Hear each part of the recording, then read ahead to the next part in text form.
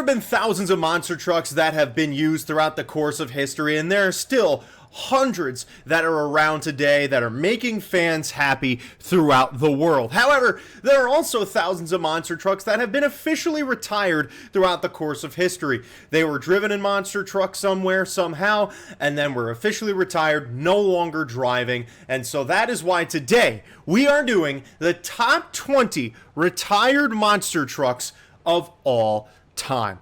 This is a really tough list to do. I had like 35 trucks that I wanted to talk about, and I had to narrow it down to just 20, which was really hard to do because, let's be honest, everybody has heard of all these trucks, and they all have had a different place in history. And there's a lot of factors that went into this list. A lot of it had to do with the overall impact that they had on history, and just how cool the trucks were, how many fans loved them, and so on and so forth. So, not going to waste any time. We're going to jump right into it at number 20. And number 20 today is Nitro Circus.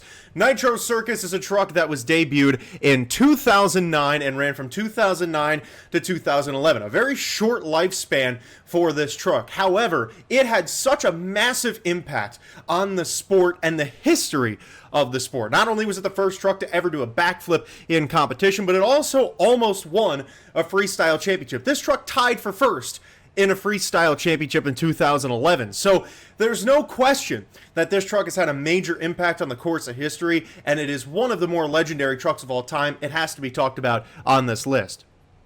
Number 19 today is the Advanced Auto Parts Grinder, debuted in 2009 and retired in 2013. This was arguably the biggest Feld debut truck in history at this point. It was a major sponsorship with the Advanced Auto Parts, and this truck was all over the place. You would see Grinder at almost every single stadium show you could go to, if not every single stadium show. Lupe Souza was the main driver, and John Cisak and Frank Kreml ended up jumping in there at some point as well. But the one thing that keeps this truck from being higher on the list is that it doesn't have any major accolades. It obviously never had any series wins because there were no points series back then, and it never won any championships, and actually never even really came close.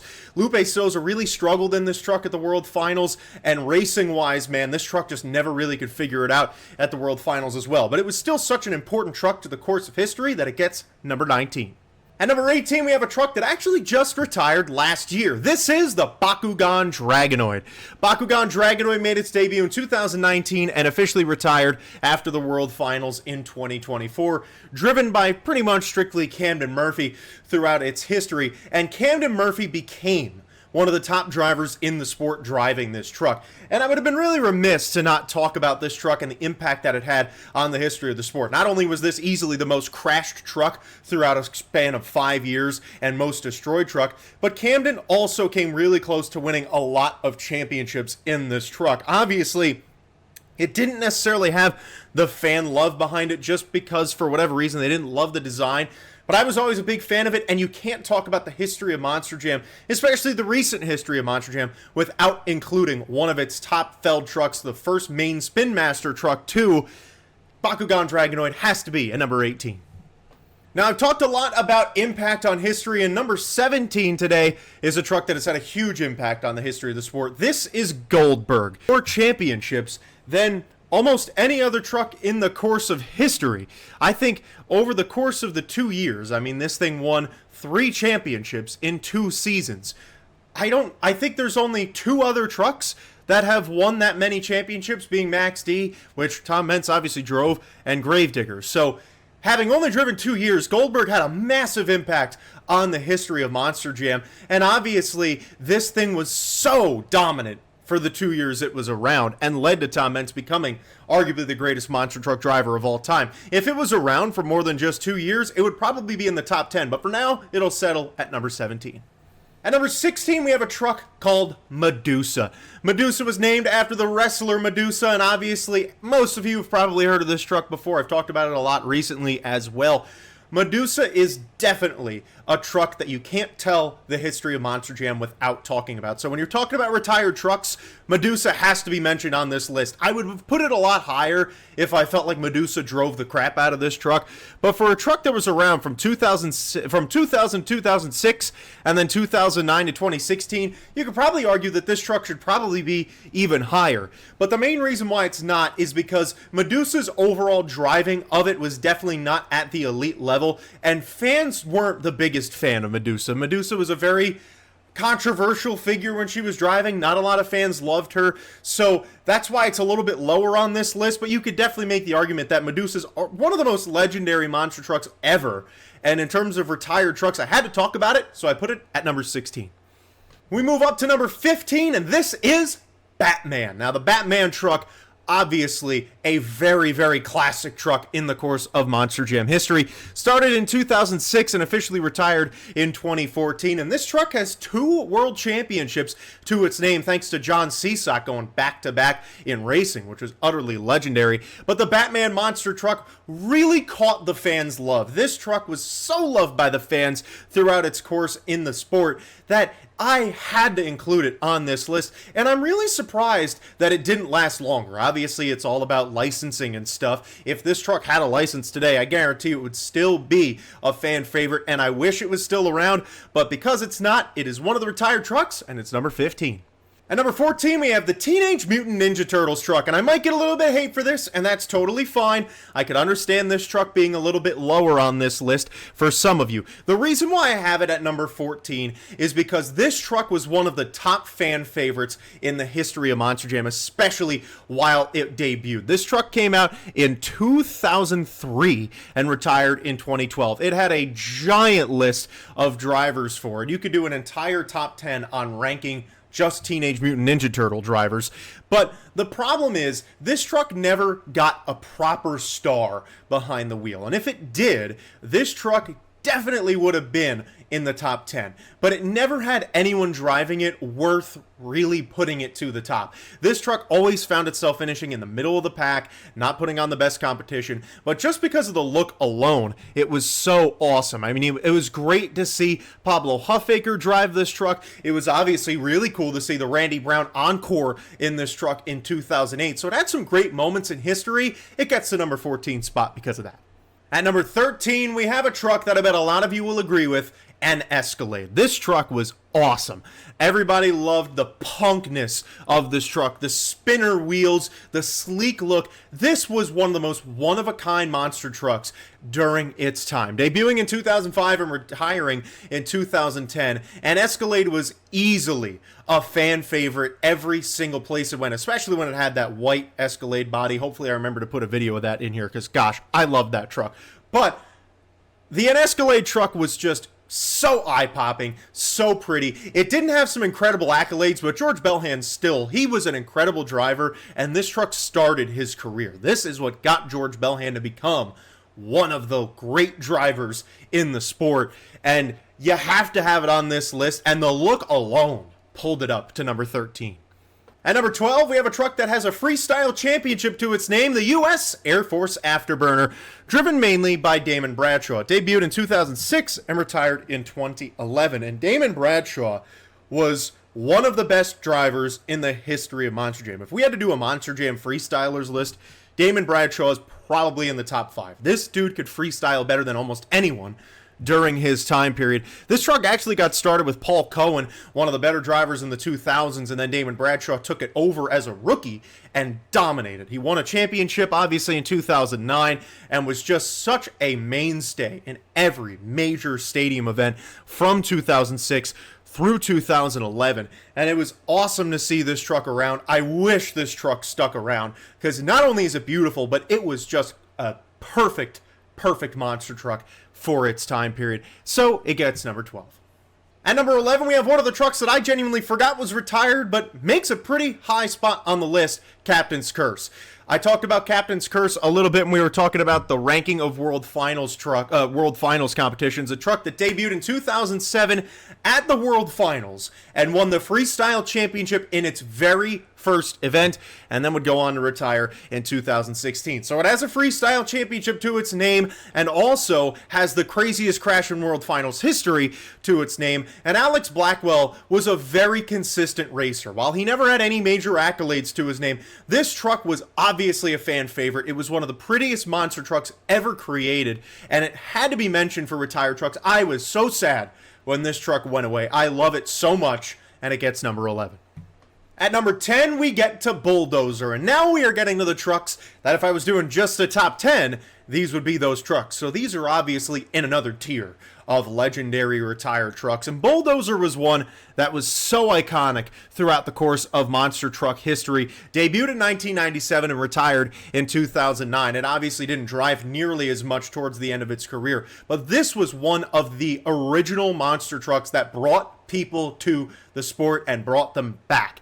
I mean, there were so many incredible drivers between Guy Wood, Tom Mentz, Rob Nell. There were some legendary drivers who got to sit behind the wheel of this bull and dominate throughout the late 90s and early 2000s. And this truck is so cool. I don't know why they got rid of it. If they brought Bulldozer back today, it would easily be way more popular than El Toro Loco. I don't know what they got rid of it for. I'm pissed that they got rid of it, and it is number 10. We move down to number 9, and this is the Lucas Oil Crusader, driven by Lindsey Wink. From 2011 to 2020, this truck was constantly one of the best trucks on the circuit. Lindsey Wink could race, he could freestyle, and man, he could put on a show. One of the top monster truck drivers of all time, and if we were to do a top 10 retired drivers list, Lindsey Wink is probably in the top 10 of that too.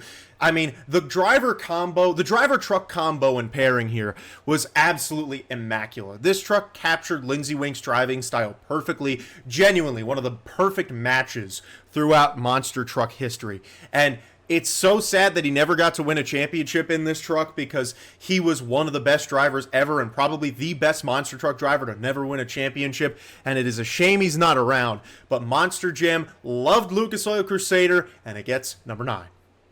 Lucky number 8 is Blacksmith. Blacksmith debuted in 2000, retired in 2007, and a truck that I wish I had the pleasure of getting to see. And this is a truck that doesn't have the accolades for it. It is simply here because of its look.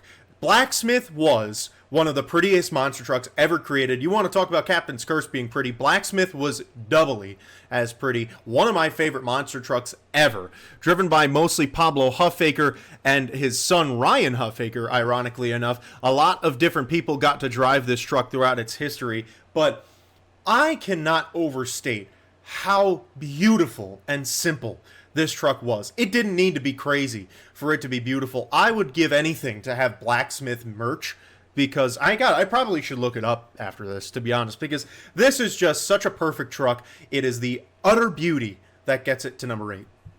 At number 7, we have Hot Wheels / Team Hot Wheels Firestorm. You want to talk about the Team Hot Wheels Firestorm truck? That truck debuted in 2012, but if you want to go to the actual Hot Wheels truck, this truck was around a lot longer than that. It actually debuted in 2002 and then retired in 2007. Both of these trucks had a major part throughout the course of history. If it was just talking about Team Hot Wheels Firestorm, it would have been a little bit lower on the list, but the combination of these two trucks together just really, they were the identity of the toy line that Monster Jam had. And I gotta say, it is really hard to forget how perfect the Hot Wheels identity was. I love the Firestorm truck, especially watching Scott Buteau drive that truck and then set absolute great records with backflips in the World Finals in that truck. It gave a legacy to the Hot Wheels name and made it become one of the coolest trucks of all time. And truthfully, it might be a little bit higher than a lot of people would put it, simply because the Hot Wheels Firestorm truck was my favorite truck at the time, and might be just a little bit of bias there. Some might put this truck around 10 or 11, but the Hot Wheels and Hot Wheels Firestorm combination makes it to number 7 on my list. Moving up to number 6, we have the Mohawk Warrior. And this one might be a little bit of recency bias that has gotten this truck to be here, but let's be honest. This truck drove for 14 years, from 2010 to 2024, and that has to stand for something. I mean, the Mohawk Warrior truck just retired a year ago and was around for almost a decade and a half. That is really, really difficult, and it even picked up a major sponsorship with Great Clips along the way, and once the Great Clips sponsorship died, so did the Mohawk Warrior. But, I mean, this truck was just so cool. The fans loved it, and you can't argue the impact it had on the fan base of the sport. If you would go to a show where Mohawk Warrior was competed, you were going to see dozens and dozens of kids with their hair done in Mohawks, and even many adults who would have their hair done in Mohawks. This truck had such an impact on the legacy and fan base of this sport. And while it has no accolades to show for it, I mean, this truck did possibly the first consecutive backflip ever, all the way back in 2010 or 11. I think it was 2011 when George Bellhand did it. It might have even been 2012. But this truck started the Mohawk Nation and is one of the more legendary trucks of all time. So when it comes down to retired trucks, it gets to number 6. We now get into the top 5 best retired trucks in the history of monster trucks, and this is Northern Nightmare taking home number 5. Northern Nightmare is a truck that had one of the biggest influences on monster truck culture and history. Cam McQueen changed the sport forever when he sat behind the wheel of the Northern Nightmare truck. He was doing consecutive backflips on purpose. He debuted the corkscrew. He tried doing reverse backflips. This was already after he's the first guy to do a backflip in the Nitro Circus truck that we talked about earlier on in this video. It debuted in 2011 and retired in 2021/2024 because it did have an event last year with Chris Kohler, but before that it was retired, and the Northern Nightmare truck is retired pretty much, and it was around for 10 years. I mean, this truck was around a while. It won a freestyle championship. This thing was absolutely the face of Canada for monster trucks. So it is a very legendary vehicle, and when you're talking about retired trucks, it's one of the best. Moving up to number 4, we have another truck that debuted in 2011. This is Metal Militia. Metal Militia debuting in 2011, retiring in 2017. But man, in that short period of time, Metal Militia became arguably the most dominant monster truck in the sport. Todd the Duke drove this truck into the ground, won 2 world championships with it, and almost won 3 in a very, very short amount of time. This truck became synonymous with absolute domination throughout this brief time period, and I had to include it on this list, and having it this high is very, very well deserved. The only reason why it's not higher is because it wasn't around longer, and I bet you if it was, it probably would have another championship to its name. So the fact that it already has 2 in just a 6-year span is incredible, and it gets the number 4 spot. Moving to number 3, we have one of the most beloved trucks in the late 2000s, Taz. Taz getting the number 3 spot is just the exact same reason why Metal Militia got the number 4 spot. But Taz has had an even bigger mark on the scale of history. Adam Anderson driving this truck from 2005 to 2010 and had the best freestyle in Monster Jam history in this machine at the World Finals in 2008. And on top of that, he dominated for years. It took him about 2 years to really get going. But from 2008 to 2010, Adam Anderson was the most ballistic driver you could ever have in freestyle. I mean, that brief period where Adam Anderson was just killing it in Taz, you can't talk about anyone as more dominant in the freestyle competition than Adam Anderson. And you could argue that this truck could even be lower on this list. You could even argue this truck could be higher on this list. But the main reason why it sits at number 3 is because it was only around for that brief time period from about 5 years, maybe 6. It's just hard to bring it up because of that, and because Adam really didn't kick it into gear until 2008 in this truck. But it still had one of the biggest impacts in Monster Jam history. That triple bus jump is something that monster truck fans still talk about to this day, so it needed to be in the top 3. All right, everyone, we are now at number 2. And number 2 for today is Monster Energy, the second greatest retired monster truck of all time. Monster Energy debuting in 2012 and then retiring in 2021. I mean, you really can't talk about Monster Jam without talking about Monster Energy. This truck was one of the faces of Monster Jam. You had Gravedigger, you had Max D, you had Son of a Digger, and you had Monster Energy. This was in the 4 main monster trucks. I'm so sad that this truck is gone. I miss this truck a lot. It was one of my top 3 favorite trucks while it was around, and I really didn't appreciate it as much while it was there. And listen to this lineup of drivers that drove it regularly. Damon Bradshaw, Cody Saucier, Todd LeDuc, and Steven Sims. Those were the only 4 drivers who drove this truck and had the seat regularly. That is an incredible lineup. You want to talk about most talented seats ever? Monster Energy's in the top 3 in that category. This truck somehow didn't ever win a championship, but it doesn't change the fact that this truck was driven into the ground. I mean, Damon Bradshaw almost won one in 2016. Todd LeDuc almost won one in 2018. And it almost won it again in 2020. So, I mean, you have to talk about how impressive this truck was. It won a Young Gun shootout with Cody Saucier. So, I mean, this truck was so important and so huge. It didn't need a freestyler racing championship to its name to be one of the most legendary monster trucks ever. So when you want to talk about retired monster trucks, yeah, Monster Energy is the number 2 spot. And now we go to number 1, the most legendary retired monster truck of all time, and arguably one of the most legendary monster trucks of all time. This is Max D / Maximum Destruction. Some of you probably weren't even thinking about Max D when you clicked on this video. You might have not even known that it was on this list until I just said it, because some of you might have been like, oh yeah, you're right. Max D's retired. Max D's gone.